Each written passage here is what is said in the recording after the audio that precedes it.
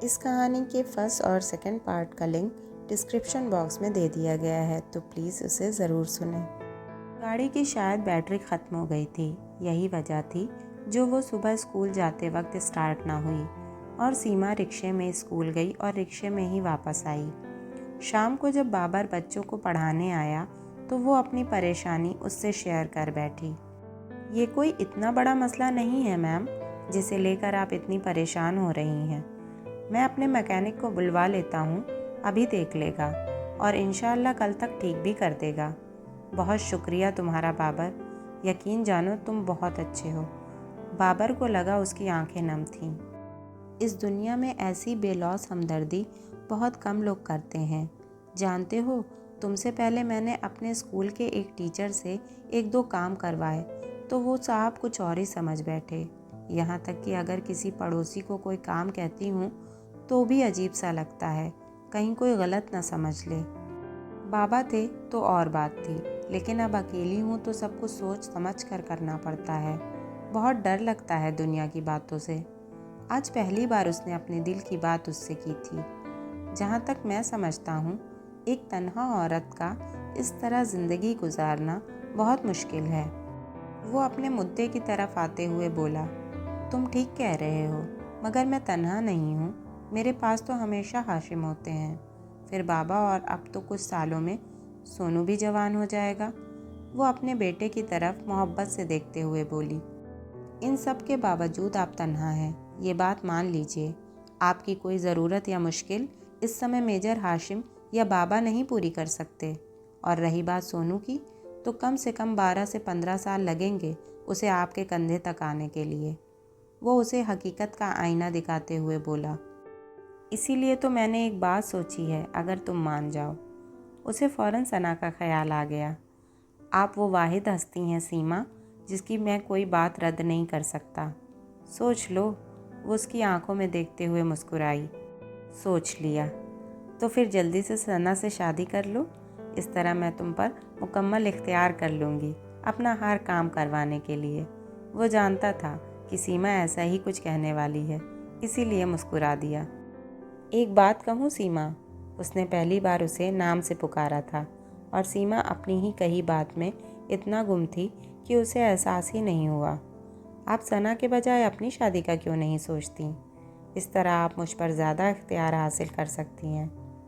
What? ऐसे जैसे सीमा को करंट लग गया हो। तुम्हारा दिमाग तो ठीक है, मेरी कोई उम्र है शादी की बेवकूफ़ लड़के? मेरा ख्याल है आप सिर्फ 28 की हैं और इतनी कम उम्र में बेवगी के साथ ज़िंदगी गुजारना बहुत मुश्किल है। मैं सिर्फ इतना जानती हूँ, मेरी ज़िंदगी अब सिर्फ मेरे बच्चों के लिए है। और मैं सिर्फ इतना कहूँगा कि आपको एक साथी की ज़रूरत है जो ज़िंदगी के हर मोड़ पर आपके साथ हो। इतना कहकर वो उठ खड़ा हुआ और वहाँ से चला गया। सीमा को तुरंत आपा और सना का ख्याल आया। उसे ऐसा महसूस हुआ कि जो कुछ भी आज बाबर ने उससे कहा, उसमें सारी गलती उसकी खुद की है। उसे हैरत हुई, इतने माह में वो बाबर को समझ क्यों न सकी। तुमने सीमा खाला से क्या कहा है? वो घर पहुंचा तो सना का फ़ोन आ गया। उन्होंने क्या बताया? बाबर ने खुद को नॉर्मल रखते हुए पूछा। मैंने तुम्हें समझाया था ना, वो दूसरी शादी नहीं करना चाहती। फिर तुमने उन्हें ऐसा मशवरा क्यों दे दिया बाबर? वो सख्त गुस्से और डिप्रेशन में है। ये सब तुम्हें सीमा ने खुद बताया है? हाँ, बस सिर्फ इतना ही या कुछ और भी? क्यों, क्या तुमने उन्हें कुछ और भी कहा है? सना ने हैरानी से पूछा। नहीं, फ़िलहाल तुम उन्हें ये बता देना कि मैंने ऐसी कोई बात नहीं की है जो गलत हो। तो इस बात को लेकर डिप्रेशन का शिकार होना कोई मायने नहीं रखता। इसके साथ ही बाबर ने फ़ोन बंद कर दिया। बाबर ने अपने दिल में ये इरादा कर लिया था कि वो सीमा की सफ़ेद ज़िंदगी रंगों से भर देगा और साथ ही वो हरीम और सोनू को बाप की कमी के एहसास से निकालना चाहता था। उसने ये सोच लिया था कि इस मसले पर वो सबसे पहले सना को अपने एतमाद में लेगा, फिर अपनी अम्मी को। उसे ये यकीन था कि नेकी की तरफ बढ़ने वाला उसका ये कदम एक दिन कामयाबी से ज़रूर मिलेगा। तुम्हारा मतलब सना की वो खाला जिसके 2 बच्चे हैं? अम्मी बाबर की पूरी बात सुनकर हक्का बक्का रह गईं। क्या वो ये सब जानती है? वो कुछ नहीं जानती अम्मी, और ना ही वो ये रिश्ता करना चाहती है। जब वो नहीं चाहती तो हम कैसे ज़बरदस्ती कर लें, और वैसे भी वो तुमसे बड़ी है।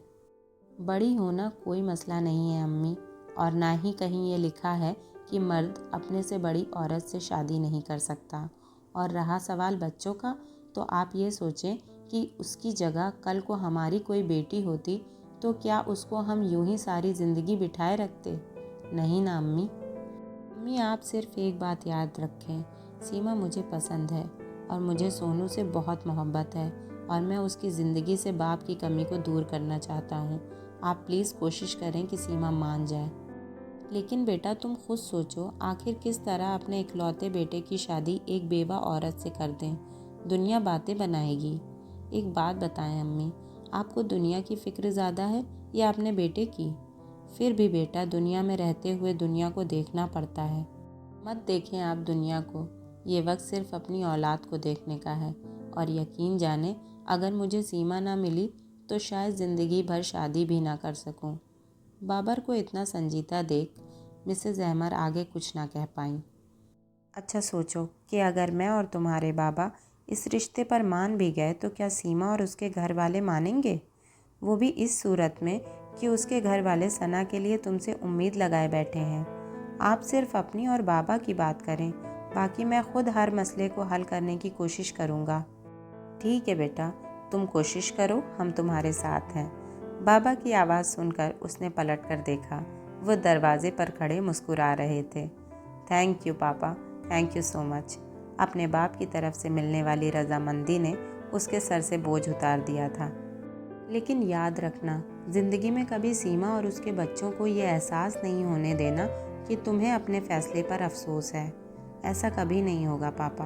अपने बाप के कंधे पर हाथ रखकर उसने यकीन दिलाया। वो शाम में सोकर उठी तो घर में बिल्कुल सन्नाटा था। बच्चों की कोई आवाज़ ही नहीं आ रही थी। वो नीचे लाउंज में आई तो हरीम मुंह लटकाए बैठी थी और सोनू कहीं नज़र नहीं आ रहा था। सोनू कहाँ है बेटा? वो जन्नत आंटी के साथ बाहर लॉन में है। हरीम की बात सुनते ही वो जल्दी से बाहर लॉन में गई, जहाँ जन्नत आंटी सोनू को बहलाने की कोशिश कर रही थी। क्या हो रहा है? सीमा दोनों के करीब जाकर खड़ी हो गई। कुछ नहीं बेटा, कह रहा है बाबर अंकल को फ़ोन करना है। मैंने समझाया मम्मी नाराज़ होंगी, लेकिन ये है कि मान ही नहीं रहा। सीमा ने देखा सोनू के हाथ में सेल फ़ोन था, जो न जाने कब वो उठा कर ले आया था कि उसे पता ही नहीं चला। मेरा फ़ोन दो सोनू, फ़ोन दो मुझे। आप वादा करें कि आप बाबर अंकल को फ़ोन करेंगी। उन्हें कहें कि प्लीज़ वो जल्दी से यहाँ आ जाएं। सोनू को ज़ू जाना है और सोनू को बहुत सारी आइसक्रीम भी खानी है। फ़ोन माँ को देते हुए वो आहिस्ता आहिस्ता बोल रहा था। तुम दोनों तैयार हो जाओ, मैं तुम दोनों को ज़ू लेके जाऊँगी। मुझे नहीं जाना आपके साथ, मुझे अंकल के साथ जाना है। साफ इनकार करके सोनू तेज़ी से अंदर भागा। वो वहीं खड़ी हैरत से अपने बच्चे को देख रही थी। इस पर आंटी जन्नत बोली, देखो बेटा, खुशियाँ बार बार आपके दरवाजे पर दस्तक नहीं देती। छोटा मुंह बड़ी बात। मगर सच तो ये है कि पहली बार आप लोगों ने उस वक्त गलती की थी जब बड़ी बीबी ने आसिफ मियाँ के रिश्ते की बात की थी।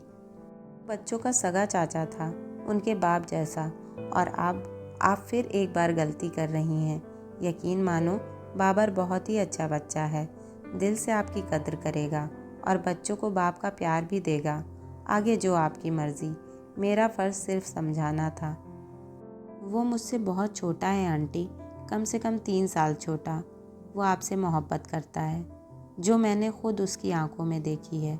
मोहब्बत उम्र का फ़र्क नहीं देखती बेटा, और वैसे भी घर में एक मर्द की मौजूदगी ज़रूरी है। मेरे साथ बाबा हैं तो सही आंटी, उनका फ़ोन आया था, इस संडे को आ रहे हैं। माफ़ करना बेटा, आजकल तो जवानों का भरोसा नहीं है।